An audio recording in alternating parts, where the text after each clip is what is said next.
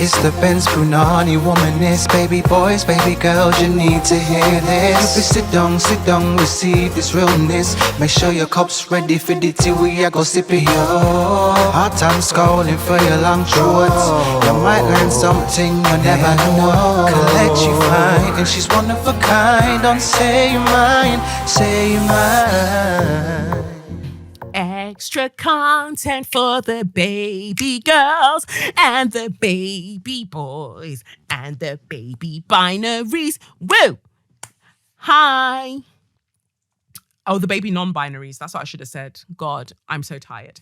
Welcome to the extra content, and thank you to my new patrons who have joined us, who are all creeping up, joining us in the extra content bits. I appreciate you all.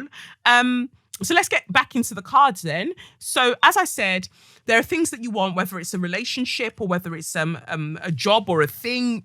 There are things that you want for yourself in your lives that have actually already been spiritually ordained for you to have. But you're out here galloping to and fro, charging everywhere, because you think that you need to do more work to have these things that are already yours. Yes, obviously we need to put work into the things that we want, but this is saying to me that you've put in so much work and the things are already yours, but you're just using extra energy because you haven't seen it come to the physical form yet, or you haven't seen it appear in front of your eyes, but it will appear very, very shortly. You just need to stop racing around like a headless chicken. Like your things are yours. You don't have to do anything more than what you've already done because the universe has blessed you with the things that you've worked hard for. You can just chill for a sec. And the reason I'm saying you should chill is because the card that came out is the Four of Swords for you. And I always read this card as rest. You're being asked to just fucking rest. Like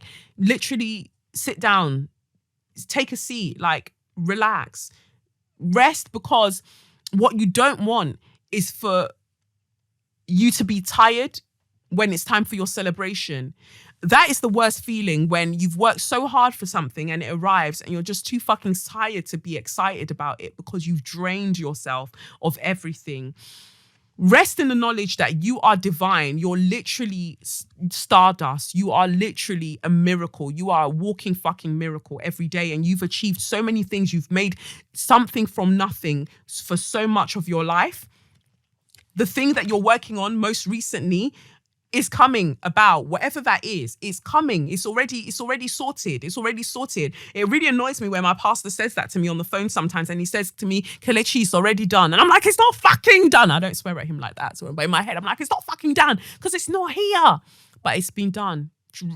Behave as if your prayers have already been answered. That's really, I think, the mood and the vibe for all of this, because the prayers that you've sent up have been heard and the things have been set in place. You've worked hard for it, we know, but you need to chill now. And now you need to rest in the knowledge that the work has been done. And let this charging force be your spirit guides, your angels. Let them do the charging now. That's what they're doing. They're getting everything in place. This doesn't need to be you galloping to and fro. You've done all that you can do. Stop watching God's hand after you've placed your worries in his hand. Like, you know, just let it be. I'm really having a hard time, I must say, referring to God as he. I've felt like that a lot recently, so I just tend to say God. But I know some people say goddess, but I just don't even want that. I just want to say God as just a being, a force. But yeah, you've put it in God's hand, so let God do the work. You chill, just retreat, relax. It's on point. It's on point, because all this charging that you're doing, you'll tire yourself out. You'll tire yourself out, and then you won't even be ready when it's time to celebrate. Everything is set good. Why do I even say that it's set good? Because you've got Four of Swords telling you to relax. And then you've got Four of Pentacles here as well. So 4, and 4 being a number for foundation. Yeah, you're sorted. You've literally, the money's coming. If it's financial security that some of you need, the money's here under your foot, in your hand, on top of your head. Like everywhere that you can carry money, you've got it. Like the spiritual, the financial, everything is coming. You just have to chill and let it arrive. Yeah? Let it arrive. It's like your friend is coming to visit you. You know that their flight's already booked. You know that they already got on the flight. Now it's just the journey for them to arrive to you. You fretting and doing all of this stuff isn't going to make the plane move any quicker. They will arrive when they arrive, but you know that they're on their way. So just get ready for your friend to arrive. Be ready. Otherwise, you're going to drive yourself crazy and then you'll be too tired when they arrive to even do anything with them. Chill out. That's the cards. Those are the cards for this week.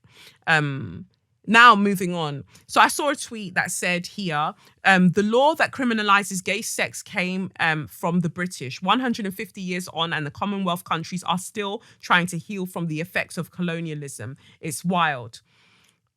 Because that was said off the back of the fact that India's Supreme Court just decriminalized gay sex. And AJ plus Al Jazeera posted, it's a historic ruling that overturns more than 150 years of anti-LGBT legislation. That is definitely important. Definitely important that these things are being done. But 150 years, mate, 150 years. When will all these other them catch up? When will Nigeria and all these other places catch up? Like, it's draconian, it's unethical, it's immoral to have these laws in place. And some people will turn around and go, but homosexuality is immoral. Your fucking pussy's immoral. Your nostrils immoral, you dickhead. Other people's lives are not immoral. You are, because you can't let people live their own lives as they were born to live. Mind your fucking business and face your front. So anyway,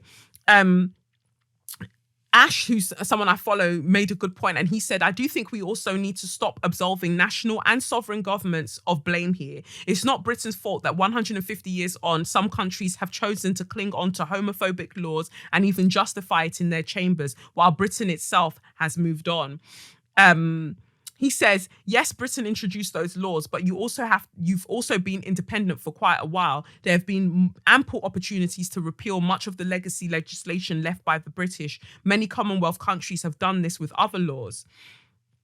And I think that that's interesting. And I like the analogy that he used finally when he said national governments of independent countries must accept much of the blame too. The architect has moved on and changed direction, but you, the contractor, have voluntarily decided to carry the torch to then scream, it's not my flame, it's his.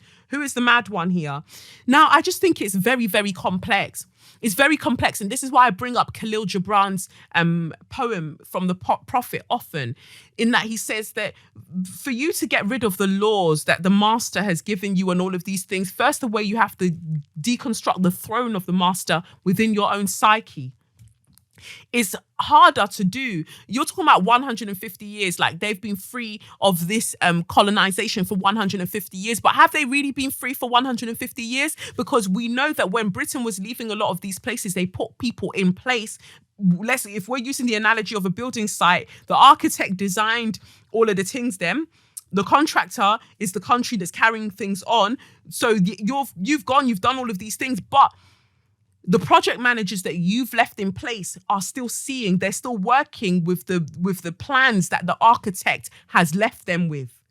They can only work to the plans that the architect has left them with. Because if you're calling Britain an architect, you need to understand that there's nothing else that anyone can do but build on what they have been given. They can only build on the plans that they have been given. Right? So that is part of the problem. That is the main issue, that for us to even be able to address all of these laws that are still in place, we have to actually restructure all of these countries. But that also means getting rid of the people who are remnants of colonization. And that's going to be hard because them motherfuckers aren't going to die for a while. So I don't know when we're going to do that. It might take, I don't know. I feel like it's going to take about 50 years to get rid of those people. But then their children are also coming into office having the mindsets of their parents. So it's harder to do than people realize. And yes, I know that they've gotten rid of other laws, but maybe those laws weren't really serving Britain in some form. That's how I see it.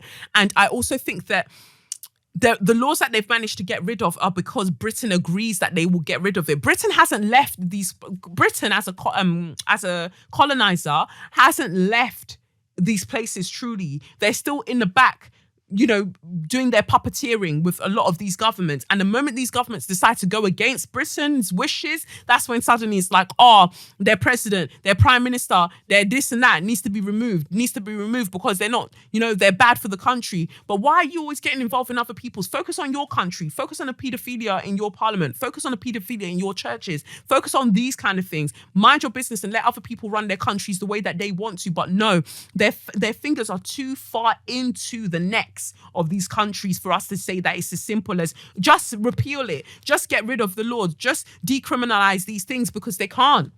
There's way too much work to do to just simply say, oh, it's that easy. Like, so many people have grown up believing that it's a crime. You're going to have to get them to not see it as such. It's one thing decriminalizing it, but it's another thing for the people in that country, in these countries, to actually feel safe.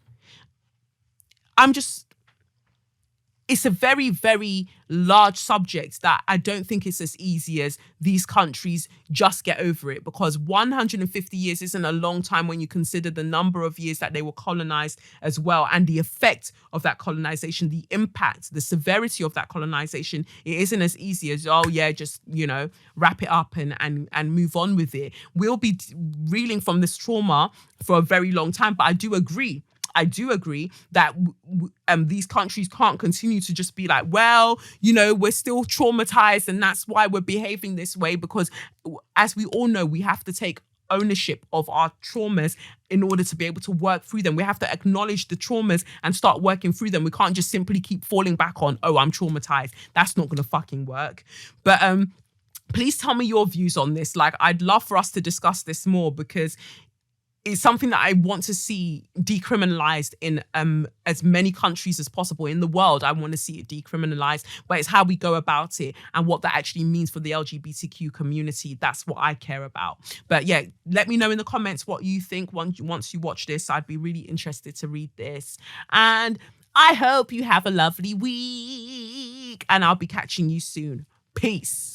It's the Benz Brunani womanist, baby boys, baby girls, you need to hear this. If you sit down, receive this realness. Make sure your cup's ready for the tea, we are go sip it, yo.